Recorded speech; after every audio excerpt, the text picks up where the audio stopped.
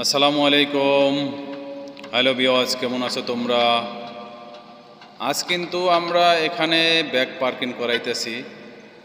বিআরটিতে আমাদের ড্রাইভিং লাইসেন্সের ক্ষেত্রে কিভাবে আমাদের গাড়িটা ব্যাগে দিতে হয়, কিভাবে আমাদের গাড়িটা ব্যাগে দিয়ে আবার সামনের দিকে চালিয়ে আসতে হবে, সেটা কিন্তু আমি একটু দেখিয়ে দিচ্ছি।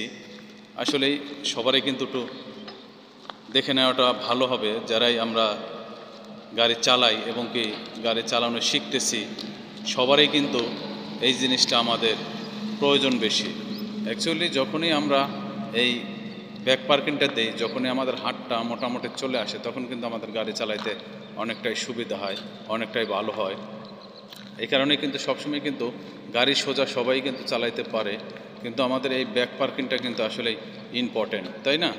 এই কারণেই কিন্তু আমরা এই ব্যাক পার্কিংটা সবসময় দিয়ে থাকি এবং কি এই ব্যাক পার্কিংটা দিলে কিন্তু সবার জন্য একটু সুবিধা হয়।